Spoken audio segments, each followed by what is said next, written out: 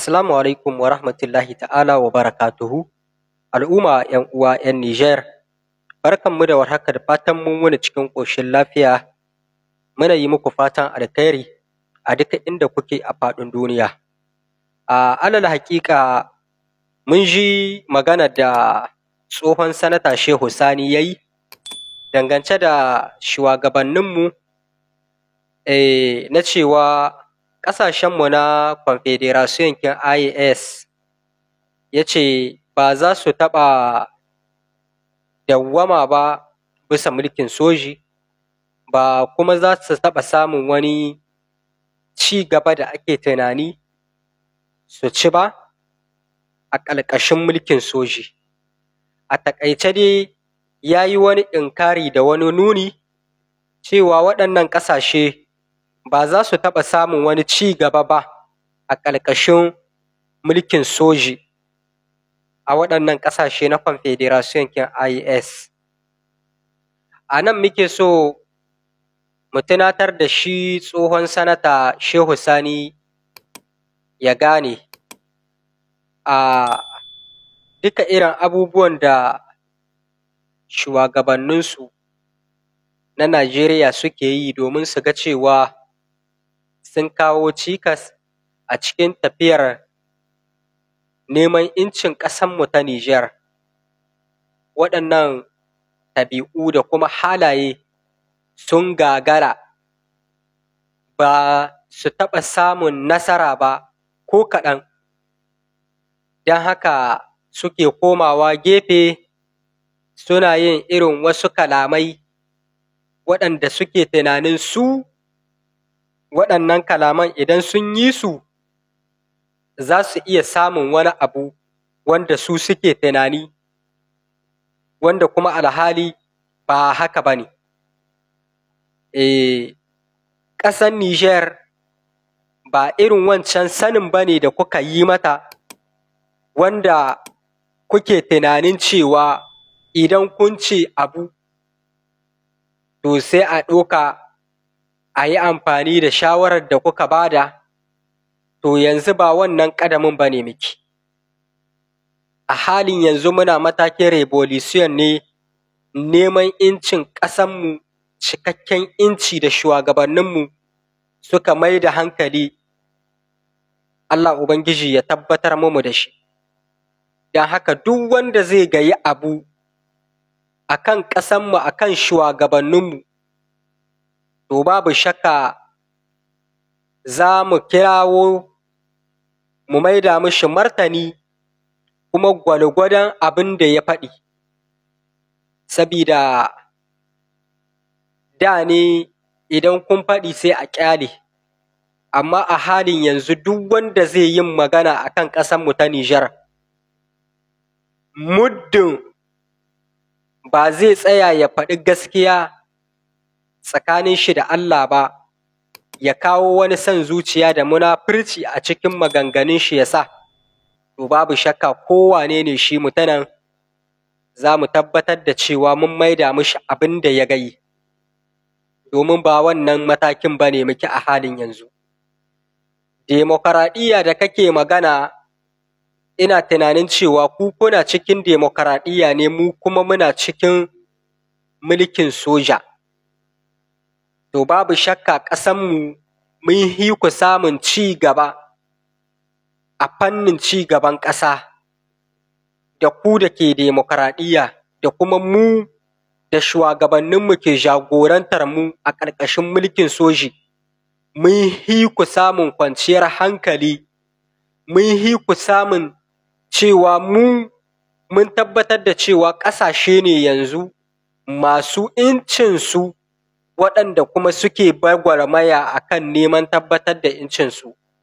Ba bayi muke ba a ƙarƙashin wasu waɗanda za su ba da umarni ko za su faɗa abin da suke so ko su ce a yi yadda suke so. Mun wuce wannan wurin. Don haka Sanata Shehu Sani, ka gane idan ma magana za ka yi, to ya kamata ka yi magana a kan ƙasarka ta Najeriya, irin hali na ƙunci da al'umman Najeriya suke ciki, irin hali na rashin tabbas da al'umman Najeriya suka tsinci kansu a ciki, irin hali na ko'in kula da shugabannin Najeriya suka mai da al'umman Najeriya a ciki, to mu a nan Nijar mun wuce wannan shirman. Mu a nan Nijar mun wuce wannan ƙadamin. Muna matakin gina ƙasa ne, don haka babu shakka ku bi mu a hankali mu yi aikin ƙasarmu.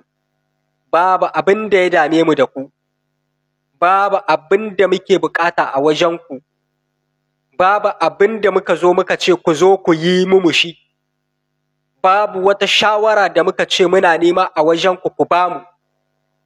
To don haka ku bar shugabanninmu su yi aikinsu yadda suka ɗauko shi. Babu shakka ƙasarku Najeriya kuna cikin wani hali na rashin tabbas na abubuwa da dama ga sunan wurin sun lalace, amma sabida mu 'yan Nijar ba mu damu mu yi magana a kanku ba, a kan ƙasarku, ba ku ke gabanmu ba, ba mu damu da ku ba, ko a kan mubu ko a kan mubu ba mu sa ku ba, mu ba mu damu da ku ba ko kaɗan, ba kuma za ku taɓa yin wani abu wanda har za mu ganin cewa mu yi ƙyashinku ba, ba ku yi abin ba. To don haka muna masu ƙara tabbatar muku da cewa ku tsaya ku kula da ƙasarku. Idan kuna iya ba da shawarwari a gyara, to ku ba da shawarwari a gyara a ƙasarku, amma ba tamu ba. Tamu ku bari shugabanninmu, mu ne in muka ga sun yi abin da bai dace ba, mu ne 'yan ƙasa muke da haƙƙin mu yi magana, ba wai wani bare daga waje ba ya buɗe baki yana magana a matsayin shi nawa a kan ƙasashenmu. Mun wuce wannan ƙadamin. Don haka muna masu ƙara tabbatar muku da cewa ku zamana ku kula da ƙasarku.